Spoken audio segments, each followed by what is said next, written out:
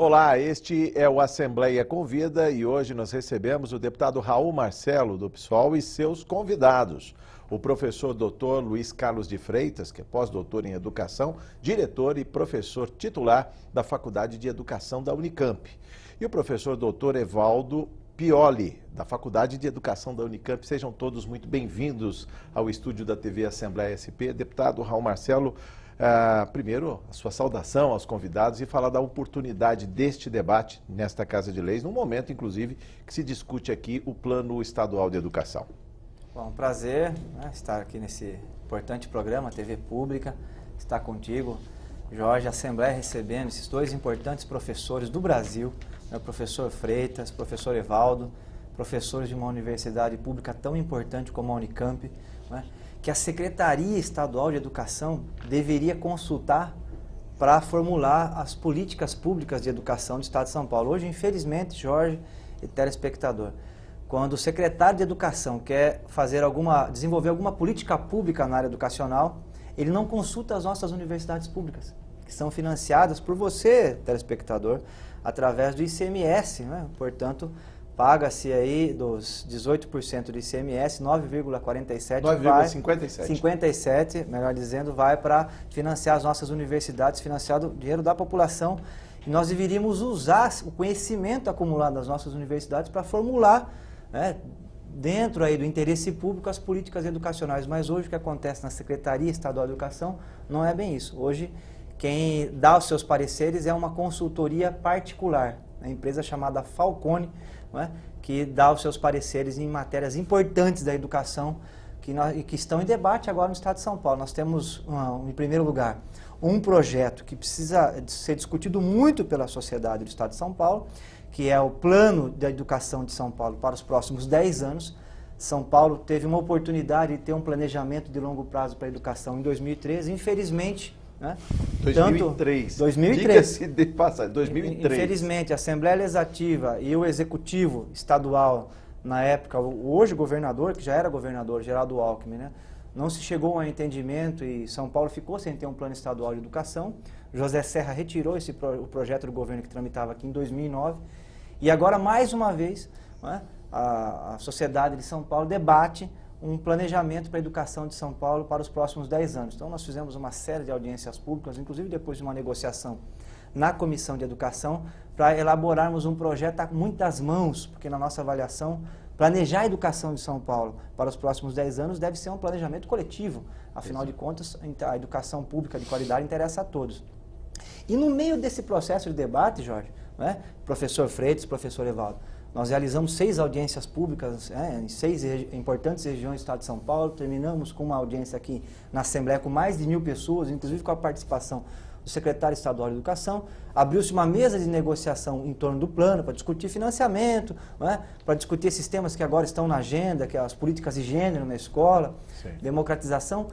No meio desse debate, o governo anuncia uma reestruturação da rede pública de educação de São Paulo. Essa reestruturação vai afetar por volta de 3 milhões de pessoas, 30% dos professores da rede pública estadual de educação vão ser afetados. Nós vamos ter aí, segundo a previsão da Secretaria de Educação, a ideia inicial era o fechamento de 95 escolas, 3 já foram revistas, portanto, fechamento de 92 escolas, e o fechamento também por volta de 1.500 salas de aula no Estado de São Paulo. Então, assim, nós estamos hoje, agora entrou essa agenda da reestruturação das escolas do Estado de São Paulo, entraram também no debate. E nós estamos debatendo tudo isso, é por isso que eu fiz esse convite para ouvir 2 especialistas importantes de uma das maiores instituições, Sim, a Unicamp de educação do Brasil, porque eu acho que os deputados precisam ouvir o que os professores da rede pública, da nossa universidade pública, estão pensando a respeito. Então é um prazer muito grande, uma honra, para a Assembleia receber os 2 professores aqui hoje. Eu queria agora ouvi-los, Vamos ouvi-los para a gente poder colher as suas opiniões. Começando pelo professor Freitas, muito bem-vindo. Eu queria, inclusive, que o senhor falasse, aproveitando o gancho aqui do deputado Raul Marcelo, quando fala em planejamento para os próximos 10 anos. Parece que o clima é de guerra, fechamento de escolas, ocupação de escolas, êxodo de professores, há clima para se debater, planejar a escola que a gente quer para nossos filhos e netos para daqui a 10 anos? É possível, professor? Bem-vindo. Bem, em primeiro lugar, saudar os nossos ouvintes e agradecer a possibilidade de estar nesse debate, promovido aí a convite do do deputado Raul, né? É uma grande satisfação poder estar aqui discutindo essas questões que afetam a educação pública, não é? Como bem já pautou o deputado, de fato, nós temos 3 universidades públicas, né, financiadas com recursos públicos, né, com profissionais das mais variadas tendências, porque as universidades elas têm todas as tendências, né, entre o seu corpo docente, né, e que podiam, né, estar sendo consultadas, fornecendo estudos, sendo desafiadas até, né, para dar uma contribuição à educação pública do Estado, né? E, bem, com isso, talvez a gente reduzisse um pouco as margens de erro. Não precisa fazer aquilo que a universidade vai dizer, afinal, o governo tem autonomia, ouve, depois faz o que quer. As né? escolhas são políticas ali, né? Pronto, não tem problema nenhum. Mas ajudaria a diminuir as margens de erro, não é? E criar decisões de política pública que fossem mais ancoradas na evidência empírica disponível, não é? Ou seja, hoje nós temos uma tendência no Brasil de fazer política pública sem levar em conta a evidência empírica disponível, né? Que a pesquisa já organizou, e há assuntos que são mais difíceis e há uma grande polêmica, outros temos um pouco mais de acúmulo. Então, se você ouve mais pessoas, não é? Inclusive aí da própria academia, você reduz as margens de erro desses processos, não é? Eu acho que nós temos aí de fato essas 2 temáticas pautadas, não é? A questão do Plano Estadual de Educação e a questão que nos surpreendeu a todos pelo alto grau de imprecisão envolvida, não é? Que foi a questão da reorganização das escolas, não é? Isso de fato não seria algo que nós imaginássemos que poderia ocorrer na educação pública paulista, não é? Não com um governo que já está aí há décadas, não é? E, portanto, tem todos os elementos históricos, não é? Para os números e a contabilidade. Tem tudo na mão para fazer prognósticos, para pensar em como encaminhar isso de uma maneira que não levasse o transtorno que está levando para as nossas crianças e para os pais, não é? Porque quando você faz política pública, você tem que pensar no impacto das políticas também. A capilaridade, como ela se espraia, como afeta a vida do cidadão. Como é que isso vai afetar a vida dos pais, das crianças? Não é só o desejo do planejador, não é? O planejador não pode ter uma cabeça de planilha fechada que não leve em conta as pessoas que ele está atingindo com a medida que ele está planejando. Inclusive para colocar isso numa escala de tempo e dizer, olha, o impacto é muito grande, então vamos começar de outra forma, vamos discutir mais com a base das escolas, com os pais. Fazendo experiências, laboratórios, locais. Vamos experimentar, pega uma cidade específica, não é? Mas, enfim, infelizmente a educação pública paulista vem sendo orientada por algumas ideias que não estão estruturadas em torno da evidência empírica acumulada, não é? Elas são muitos ensaios, cópia do que acontece em outros países, muitas vezes, que têm cobrado um alto preço, um alto custo das pessoas, dos professores e da Esse comunidade. Custo é o material do nosso programa hoje. Vamos falar mais sobre isso, viu, professor? Quero ouvir o doutor Evaldo. Bom, para mim é uma grata satisfação estar aqui, a convite do deputado Raul Marcelo, e num momento que eu acredito eu também bastante delicado em termos de discussão da política, dos rumos da política educacional no nosso Estado, e eu acredito que isso que o professor Luiz Carlos acaba de colocar sobre as evidências empíricas, eu acho que a universidade teria aí muitos elementos, muitos dados empíricos, bases, estudos, para dar essa contribuição. Inclusive até porque muitas das nossas pesquisas também são financiadas com recursos públicos. Sim. Nós temos o EFAPESP, CNPq, que nos financiam também. Então, os dados, os estudos, as evidências que nós temos, que a universidade tem, e tem uma massa crítica muito importante, USP, Unicamp, Unesp, que poderia, sim, estar dando contribuição maior nas decisões em termos de política pública no nosso Estado. Professor, falávamos antes da gravação do programa sobre a guerra de comunicação. Eu queria até que o senhor falasse um pouco sobre isso. Perdeu o governo, quando instituiu a reestruturação, uma guerra de diálogo com o público, com a comunidade escolar, com os alunos, ou não, professor?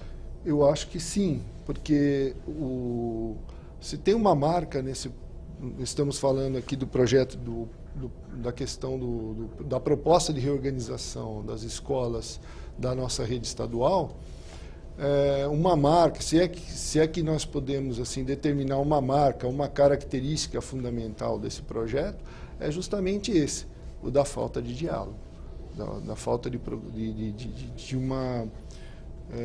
uma discussão maior, democrática com a sociedade e principalmente com aqueles maiores interessados, no caso aí os pais, os alunos e os docentes.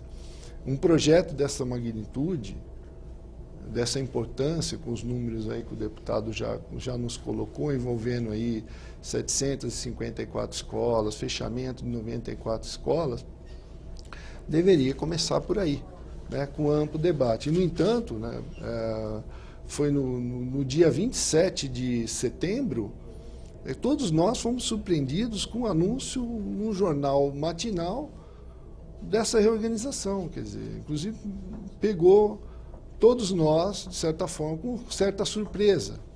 Então, nós não esperávamos isso. Quer dizer, me parece que o caminho foi, a metodologia para a implantação desse projeto foi equivocada. Política pública, e a gente também estuda lá na universidade e procura passar para os nossos alunos da pós-graduação, se faz com diálogo, né? Principalmente com aqueles que vão receber, vão sentir os efeitos dessa implantação. No caso das escolas, os efeitos são diretos, aqueles que nós já sabemos, para as comunidades e os pais, porque o problema não é só fechar as 94 escolas anunciadas. Sim. O problema é você reestruturar 754. Então, quando você fala em reestruturar 754, você está falando em movimentar, em mover, em afetar, isso vai atingir um número muito grande de pessoas. Então, principalmente mudar, uma família ter que mudar, levar os filhos para uma escola mais distante, e parece que a Secretaria usou uma base de dados que eles chamam de geoprocessamento e fixou aí um raio de 1,5 km para fazer essa reestruturação, né? Então, me parece que esse raio de 1,5 km, inclusive, não está sendo obedecido. Pois é, a dúvida é 1,5 km da casa do aluno ou 1,5 km de uma escola para outra? De escola para escola. Pois é. O projeto da Secretaria, o desenho que eu tive acesso, a apresentação que foi feita no Conselho Estadual de Educação pelo secretário, mostra que a distância é de 1,5 km de escola a escola. Então, isso pode implicar uma distância muito maior para quem... Sim, se você já percorrido uma distância maior para chegar naquela escola, para você chegar naquela outra pode ser maior. Sim. E em outras condições também. Essa logística a gente também vai discutir hoje, professor. É importante que a gente fale que esse não é o único pomo de discórdia. Aliás, eu vou aproveitar uma fala aqui do deputado Raul Marcelo, inclusive pode fazer suas perguntas aos nossos convidados, deputado. Recentemente, da tribuna, o senhor falou que 5 escolas seriam fechadas em Sorocaba, inclusive escolas tradicionais. A escola não pertence à comunidade, deputado.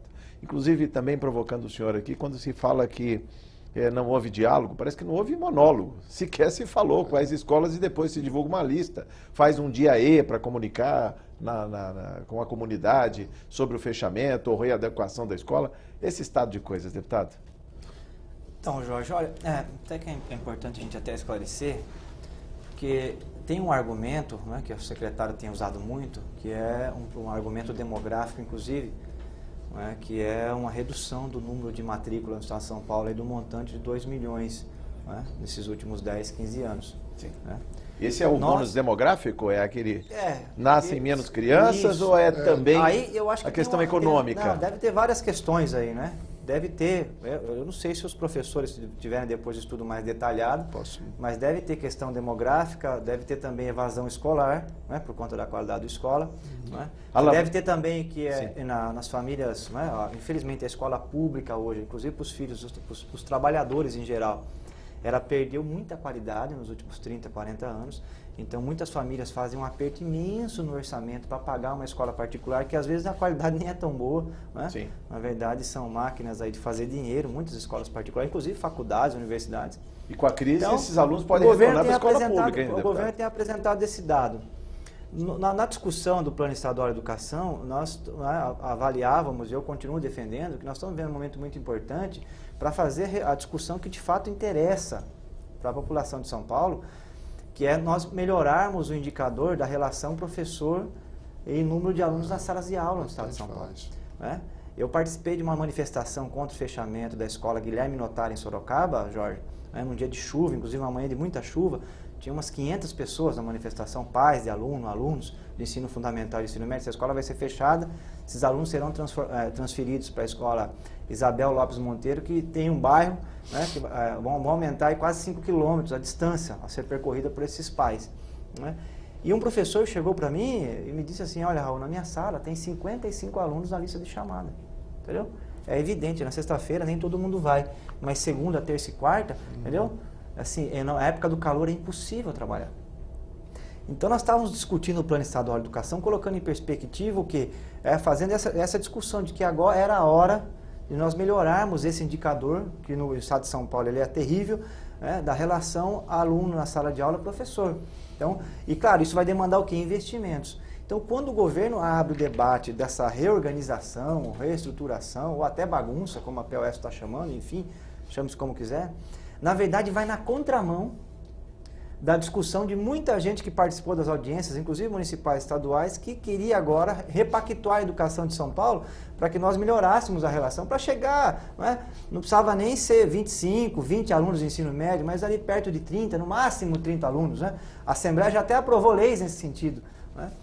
E quando o governo acena com o fechamento de escolas e o principal fechamento de sala de aula, na verdade, ele está acenando com a intensificação da pior desse índice de professor por sala de aula. Então, na verdade, o governador está indo na contramão, né, daquilo que de fato poderia melhorar muito. Eu fui professor da rede pública, né, e você conhecer o nome do aluno é uma coisa importante. Às vezes o aluno vai mal na escola, a escola não é ilha. Às vezes o aluno vai mal porque às vezes o pai está desempregado, né? Tem algum irmão na família que está com, às vezes, um problema de drogas, né? Às vezes o pai separou da mãe, então está uma situação difícil na casa. Se você tem um número reduzido de alunos na sala de aula, você conversa com o aluno, você consegue identificar esse problema, você pode dar uma atenção diferenciada. Tem assistência social da prefeitura, você pode encaminhar para a assistência social, até um psicólogo para fazer um acompanhamento, né? Então, agora uma sala de aula com 50, 40 alunos, é impossível, você termina um ano, você não conhece o nome de ninguém, né? Então, de fato, era o momento para nós fazermos esse debate. E todos nós fomos pegos de surpresa, porque o governo, ao apresentar essa proposta de reorganização, ele vai na contramão. E aí ele está apresentando uma evidência, eu queria conversar com os professores nesse sentido, de que melhora o índice de avaliação de alunos nessas escolas de ciclo, né, diferenciado, porque agora a ideia da separação é primeira a quarta numa sala de aula, né, no ensino fundamental, quinta ou nono no ensino fundamental em outra escola e ensino médio em outra escola. E o governo apresentou esse dado de que melhora nas avaliações, uma melhora até 10% nas avaliações.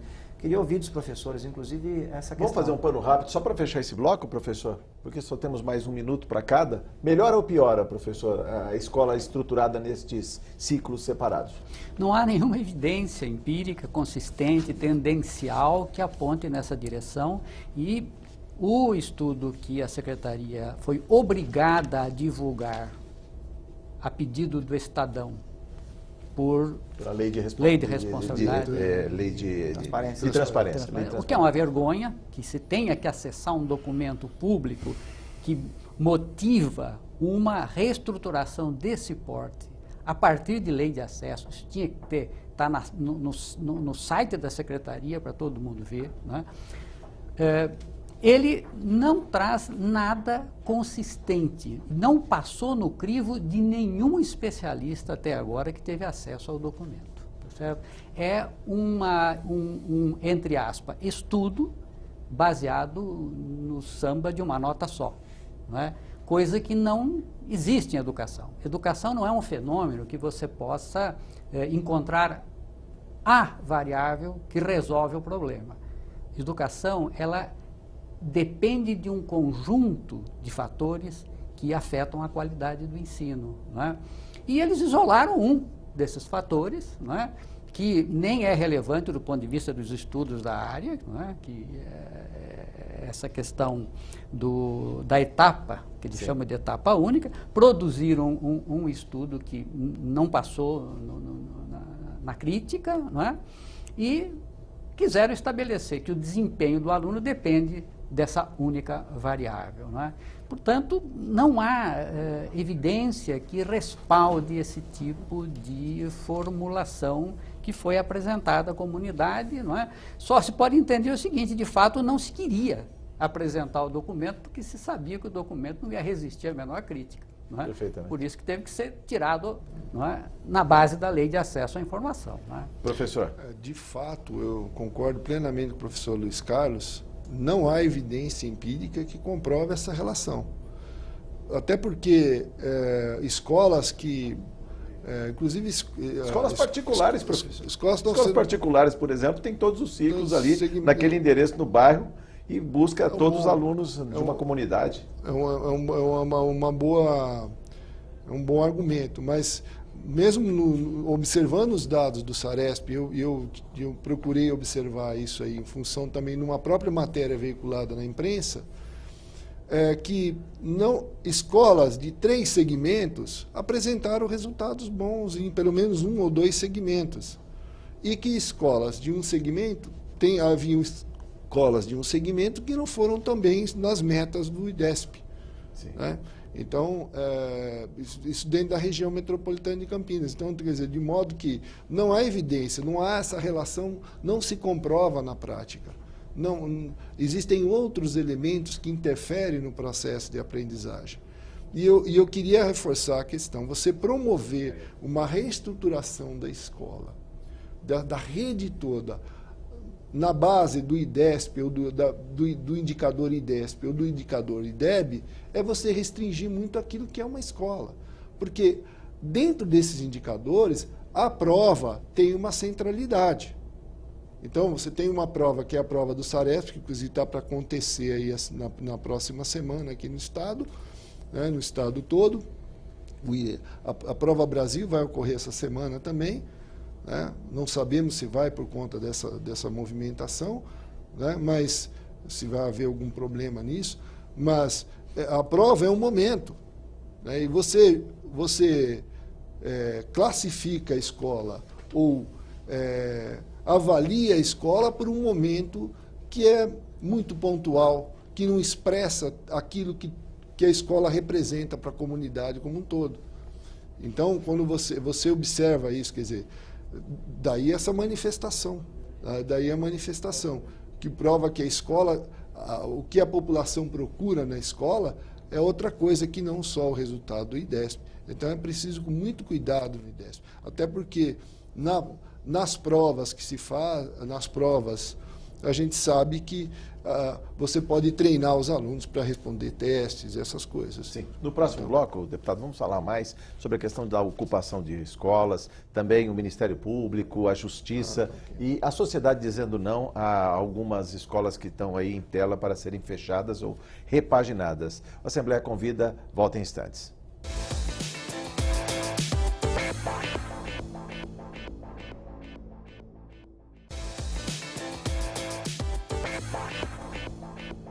Estamos de volta no Assembleia Convida. Hoje o deputado Raul Marcelo, do PSOL, e os seus convidados, o professor doutor Luiz Carlos de Freitas, diretor da Faculdade de Educação da Unicamp, e o professor doutor Evaldo Pioli, também da Faculdade de Educação da Unicamp. A gente falava aqui no intervalo sobre a questão do financiamento da educação. É importante que se diga que esta Casa de Leis vota o orçamento público. Orçamento que está estimado para 2016, 206 bilhões. Este ano, 204 bilhões. Contingenciados, o deputado sabe disso, já foram 6,5 contingenciados. E talvez a Secretaria da Fazenda seja quem balize a Secretaria da Educação para fazer um enxugamento de custos. Não estaria por trás dessa reestruturação um corte de receitas para a educação, deputado? Vamos discutir isso aqui com os nossos especialistas? Sim. Eu acho que, olha, é um orçamento, a Ciência e Tecnologia e a Secretaria da Educação tem um orçamento desse ano aqui de 42 bilhões de reais. E tem muita gente de olho nesse fundo público. Essa é a grande verdade. Né? É o maior orçamento que tem, mais de 30%, 40 bilhões. O Brasil tem um dos maiores grupos, né, se não o maior grupo de educação do mundo, que é o Croton, não é? Você tem aí consultorias privadas, inclusive com sede em outros países, operando aqui no Brasil, né, assessorando secretarias de Estado por todo o território nacional. E muitas dessas orientações não são orientações que a res pública, que a coisa pública, que o interesse público está pautando. Né? Tem muita gente orientando o gestor público para tentar abrir margem jurídica para colocar empresas, né, para gerir essa montanha de recursos que são 42 bilhões de reais. Mas, repito, é pouco. Né? É pouco se nós quisermos fazer, de fato, uma educação para desenvolver o país. Porque o Estado de São Paulo investe 3,7% do PIB em educação. Se fosse um país, o nosso Estado, seria o país que menos investe em educação da América Latina, na proporção com a riqueza, no Estado de São Paulo. E o governo de São Paulo é responsável por apenas 2%. Aí o resto fica, o governo, a União, 0,14%, e os municípios ficam com o restante. Então, é pouco, não é? Se nós pensamos grande, se a expectativa nossa é maior, para desenvolver a tecnologia, aumentar a produtividade, alfabetizar todos, a universalizar o acesso à universidade, enfim. Mas é um valor considerável, então tem muita gente aí querendo pôr a mão para administrar esses recursos. Nós já vimos isso na saúde, eu fui da CPI da saúde, né, no meu outro mandato, fiquei estudando esse assunto e eu vi isso acontecer com os hospitais. Os hospitais foram sendo enxugados e depois foram entregues para organizações sociais, OS. Hoje até o Sindicato da Construção Civil administra hospitais aqui em São Paulo. Tem muita gente dizendo, e eu queria ouvir dos nossos convidados, que o que está em curso agora também é um processo de arrumação da rede pública estadual para entregar para essas organizações sociais e, no limite, né, lá na frente, depois, esses gestores aí, internacionais colocarem a mão nesses 42 bilhões de reais que movimenta hoje a educação. Então, eu queria, inclusive, ouvir dos professores, porque em Goiás isso está em curso já, 30% da rede de Goiás está na mão de organizações sociais, não é? Já vimos isso acontecer em outros países, por exemplo, o Chile, né, até dentro dos Estados Unidos. Então, tem muita gente dizendo isso e eu acho que, no fundo, basta ver que a Secretaria Estadual de Educação é orientada pela Falcone, que acabou de inaugurar agora uma diretoria da educação, né, uma diretoria que vai aí, vai formular propostas para colocar PPP na educação pública, parcerias público-privadas na educação. Então, eu gostaria, inclusive, de ouvir dos professores o que eles acham disso. Professor Evaldo? Muito bem. Eu entendo que as pretensões, essa reformulação, ela sinaliza para isso que um pouco o deputado fala, e para mim ela ocorre de forma muito assemelhada naquilo que a gente chama nas empresas, de forma assemelhada naquilo que a gente chama nas empresas de downsize. É um projeto mesmo de caráter mais gerencial do que pedagógico. Há evidências para isso. Né? Nós estamos aqui, daqui a pouco, discutimos essa questão dos indicadores, né? Dessa relação escola de ciclo único com produção de mais resultados. E vimos a inconsistência disso. De modo que o que eu percebo é que a gente caminha para isso. Eu tenho dito, é um projeto mais gerencial do que pedagógico. Isso já foi feito nos anos 90, 95, Isso já aconteceu? Só para reavivar a memória do nosso telespectador. Da gestão Mário Covas, no governo Mário Covas, uma reestruturação feita pela secretária Rosenbauer. Na ocasião, foram fechadas, se eu não me engano, tem um dado impreciso, algo em torno de 150 escolas e foram demitidos cerca de 20 mil professores. Né? E me parece que esse projeto, é um projeto que visa basicamente afetar aqueles que nós temos na rede, um quadro, a gente começa o ano com um quadro de efetivos maior do que o de vínculo precário ou os OFAs, que a gente chama, né? Mas a gente termina o ano com quase 45%, ou quase ali disputando 48%, 45%. No ano passado foi 45% da rede, professor em caráter, admitido em caráter precário, o OFA, ofício, função, atividade, como é chamado atualmente. Então, de modo que vai atingir a reforma, essa reestruturação, visa reduzir o número de trabalhadores nessa condição. Ao concentrar alunos, e me parece que aí esse é o caráter gerencial, levar um maior número de alunos por sala para que seja atendido por esses professores efetivos. Então, haveria um aumento de produtividade, vamos dizer assim, dos professores. E nós já trabalhamos com médias altas aqui no Estado. Sim. A média, né, nós pesquisamos aí, nós temos dado para isso, quer dizer, no ensino fundamental nós temos uma média de 35 alunos por sala. É uma média elevada comparada a outros países, né? A gente gosta de comparar com outros países. É uma média elevada. E no ensino médio já é de 40, a média por sala.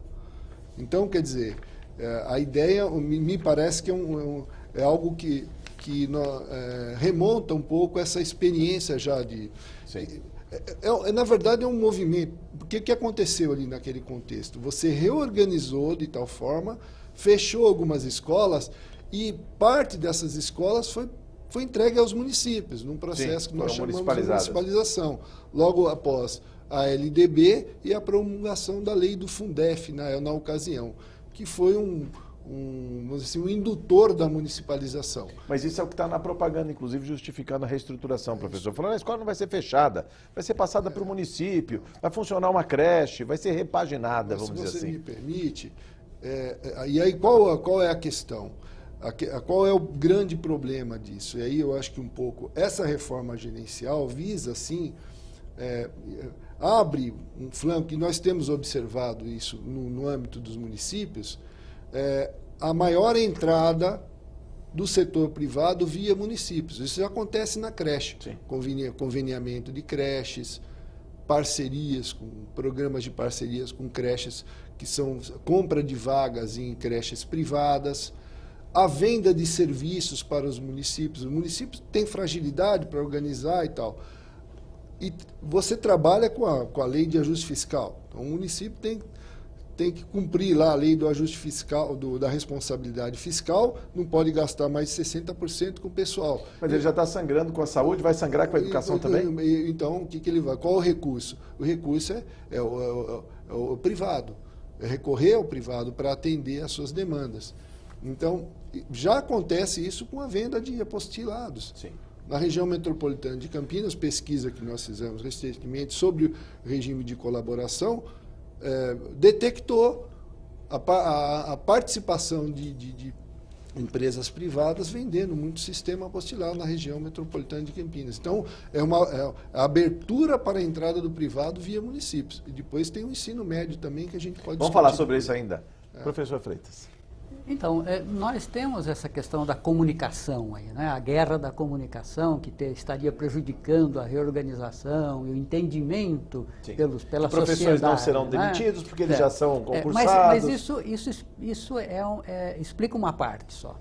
Na realidade, a questão é mais profunda, ou seja, o Estado de São Paulo, ele é arrogante na política que ele faz para a área educacional. Há uma arrogância que impede a conversa, porque é uma política baseada em certos pressupostos que são tomados como fé, sem evidência empírica, sem um estudo maior que dê base para a política pública que está sendo feita, não é? E esta política, ela fracassou. Eu entendo a reorganização, portanto, como um ato de desespero. Não é? Ou seja, o governador tem pretensões. Ele tem que chegar em 2018 com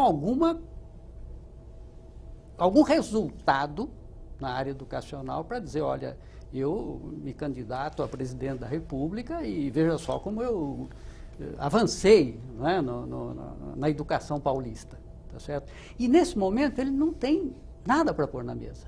Porque note, olha só, vamos pegar a medida do próprio Estado, que é o Saresp.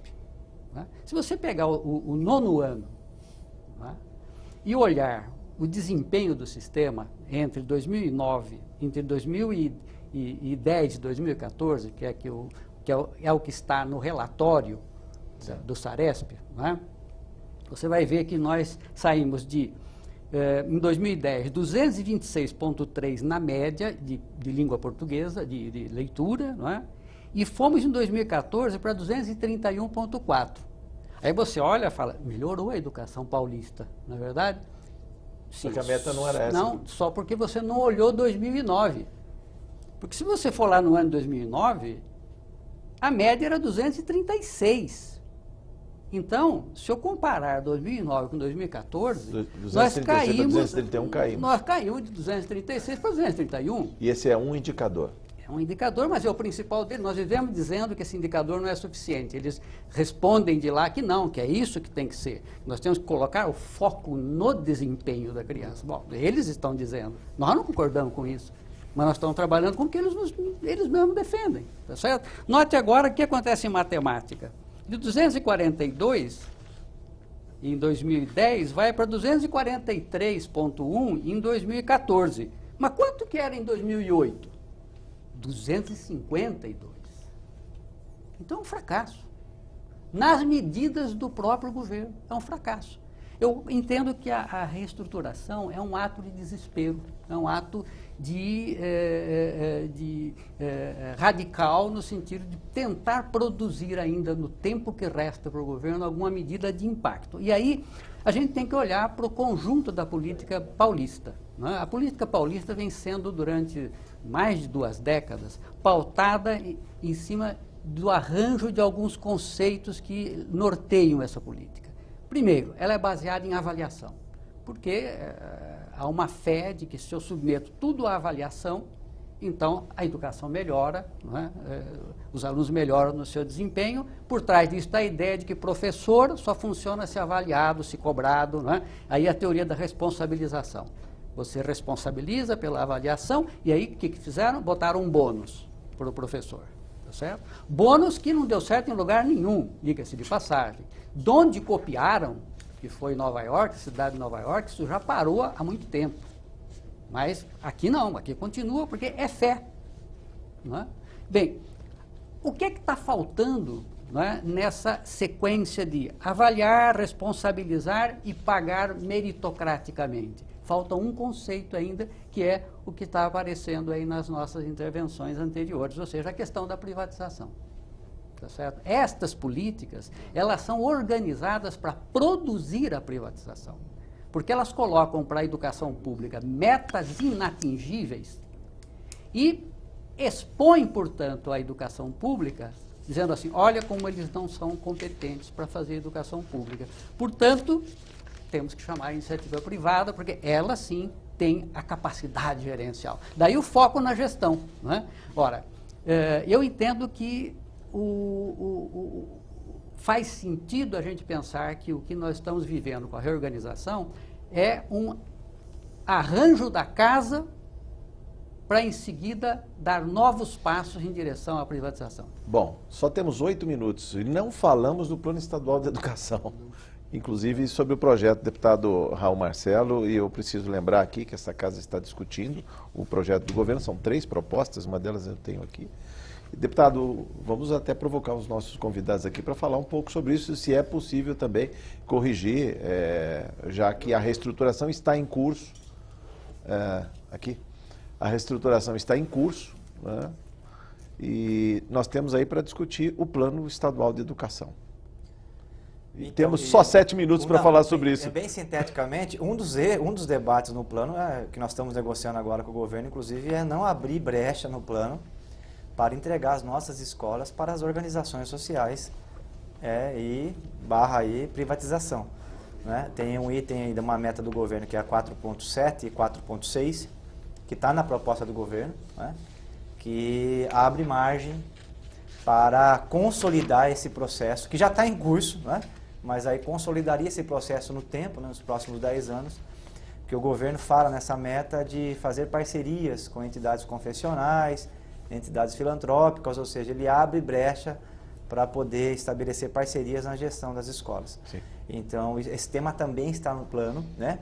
Não está abertamente no plano, está vamos dizer assim, nas entrelinhas do plano essa ideia, e nós estamos agora discutindo o plano aqui na Assembleia, e a proposta que nós levamos, inclusive, na reunião que aconteceu das entidades com a liderança do governo, é que nosso entendimento é que não podemos abrir essa brecha no plano estadual de educação. E, pelo contrário, nós devemos ampliar os investimentos, e esses investimentos devem ir para o setor público, e o setor público com o controle da sociedade, que é a democratização da gestão escolar, que é muito importante, com a participação de pais, alunos, né? Nós precisamos dar um passo nesse sentido e não no sentido da privatização da rede, essa discussão que está no plano agora. Tudo isso passa para a gente poder tirar a escola da atual situação que está, a escola pública de São Paulo, por ampliação dos investimentos. Sim. Investimentos não como a derrota que nós sofremos no Plano Nacional de Educação, porque lá se colocou, foi aprovado no Congresso, a ampliação dos investimentos, mais para o setor privado e para o setor público. Então, fez uma mistura, foi uma derrota que nós sofremos. Aqui em São Paulo, nós estamos defendendo que a ampliação dos investimentos passa exclusivamente para o setor público, né? Porque eu acho um assinte, os recursos públicos para a educação pública já são poucos, e você liberar para a iniciativa privada, isso é um equívoco enorme. O que faltou dizer? Vamos aos nossos convidados primeiro, professor Evaldo, só temos 2 minutos aí, professor. Essa questão do financiamento, que eu acho que é importante, o deputado coloca, olha, não está, voltando à questão do plano, o debate do plano aqui no Estado, ela não está incompatível com a meta 20 do PNE. Né? O PNE já abre essa possibilidade. E nós, se você observar, por exemplo, nas metas, por exemplo, para o ensino médio, na meta para a formação de professores, nas metas, para essas duas particularmente, lá você encontra elementos dessa relação com o privado. E de onde tirar recurso, professor, para ampliar o financiamento da educação? É bom lembrar que se pretende tirar recurso do pré-sal, que está lá nas profundezas ainda, para financiar a educação, 75% para a educação, 25% para a saúde. Mas é importante que se diga também, professor, de onde tirar dinheiro do orçamento. Aqui em São Paulo já são 30% dos recursos carimbados para a educação. Eu não sou especialista em financiamento, mas eu só queria reforçar essa questão da parceria público-privada, que eu acho que fica muito claro, só para tratar da questão Sim. do plano aqui. Se você observar, nós, com essa reorganização que está sendo feita, as metas 21 de municipalização da rede estadual, da rede do ensino fundamental. Sim. A meta 21 do PL do governo, 1083, ela é muito clara nisso, né, de municipalização. A meta 22 fixa ali as mudanças para o ensino médio e fala da parceria. Sim. A meta 6 da educação integral está falando disso. Né? Por isso que o Fórum Estadual da Educação já queria banir as 3, 21, 22, 23. Tira. Já queria debater, e com razão, né? Porque isso vai regar recursos públicos para o setor privado. Então, e a questão é que isso não está de forma nenhuma incoerente com aquilo que está no plano nacional. Sim. Quer dizer, você ter mais recursos para a educação pública significa que você também pode fazê-lo a partir do quê? De conter, adotando medidas para conter esse vazamento, digamos Perfeito. assim, dos recursos públicos. É uma saída, né? E eu acho que a proposta do 1035, que é o primeiro substitutivo, ele coloca ali alguns elementos, me parece, mais interessantes para aumento da taxa sobre herança e alguns outros recursos que são importantes para o financiamento da educação. Financiamento da Professor, educação. muito obrigado. Vamos deixar 2 minutos, professor Freitas. O que faltou dizer? Eu acho que é impossível, né, tratar de um plano tão ambicioso em 2 minutos, mas... Os colegas já colocaram bem as questões que estão preocupando. Obviamente, o tempo é muito pouco para a gente fazer uma análise extensa do trabalho, né? Mas há que se chamar a atenção que todos os ingredientes para caminhar na direção da privatização da educação paulista, eles não somente têm ancoragem no Plano Nacional de Educação, como também dentro do plano que está sendo proposto. Ou seja, nada será um impedimento para que se caminhe nessa direção, na forma como ele está aí expresso, né? Inclusive, colocando dentro do nosso plano estadual também a mesma meta inatingível que você colocou dentro do plano nacional, que é a de se obter, não é? No 5º ano de vigência, não é? 70% dos alunos do ensino fundamental e do ensino médio no nível suficiente de aprendizado. Não é? Essa meta é ambiciosa. Isso não tem como ser atingido. Não é? Os Estados Unidos tentou fazer isso em 14 anos, não conseguiu. O Obama teve que dar perdão para todos os estados, porque senão eles não poderiam nem acessar mais recursos federais, não é? Porque isso não tem como atingir isso aqui, não é? Então, são metas colocadas com a finalidade de produzir uma crítica ao serviço público que motive, então, a introdução da iniciativa privada no campo da educação. Aí virão, primeiro, as organizações sociais não lucrativas. Elas abrirão o mercado e depois chegarão as lucrativas nesse processo. O que aconteceu no Chile é muito claro nessa direção. Então, eu acho que nós estamos agora diante de uma situação em que o Estado de São Paulo vai dar passos mais agressivos no sentido de implementar essa política que ele já vinha implementando, mas agora de uma maneira mais decisiva, recorrendo à iniciativa privada. Não é? Tá bom. E a Secretaria está, obviamente, cercada aí de empresários desejosos de que isso seja feito, não é? Até dão de presente para a própria Secretaria de Educação Falcone, não é? Que é paga por eles, não é? E a própria... Assunto até para um outro programa como esse. Professor, muito obrigado. 1 minuto para encerrar.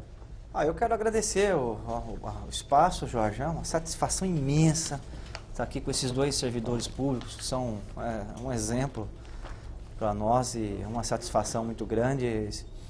A expectativa nossa é que a Secretaria de Educação, através do secretário, ouça as nossas universidades, que estão trabalhando forte no interesse público para poder desenvolver um diagnóstico preciso e amplo dos problemas educacionais de São Paulo. Nós precisamos, eu queria concluir o programa com isso, resgatar a carreira dos docentes no Estado de São Paulo. Eu acho que é essa a grande questão que está de fundo aí. Não é? E não é oprimir, responsabilizar, não é? Nós precisamos valorizar os professores do Estado de São Paulo. O professor ele precisa estar no centro das políticas públicas. Hoje, infelizmente, paga-se R$10 por hora aula para um professor PEB1 do ensino fundamental. Não compensa nenhum deslocamento, muitas vezes até a escola. É por isso que a gente tem uma desistência enorme. Os melhores jovens que se formam nas melhores universidades do Brasil não têm como sonho a carreira de professor. Bom, se isso não acontece, é claro que você tem um desprestígio grande da educação. Inclusive com grande evasão, como a gente viu, né? Então, é isso que precisa ser feito. Esse é o problema fundamental que precisa ser corrigido no Brasil hoje, em particular no Estado de São Paulo. É resgatar a carreira dos professores, né? Simbolicamente, e também do ponto de vista financeiro, como expectativa, inclusive, de vida para os jovens que se formam hoje. Então, eu queria deixar registrado aqui a importância desses jovens que ocuparam as escolas, né, para reivindicar aí um debate amplo e profundo em relação a essa reestruturação que o governo está fazendo. Muito obrigado mais uma vez pelo espaço e por estar aqui com esses 2 professores fantásticos. Nós agradecemos aqui no encerramento, professor Freitas, muito obrigado, professor Evaldo, muito obrigado, deputado, muito obrigado por sua audiência, até o próximo Assembleia Convida.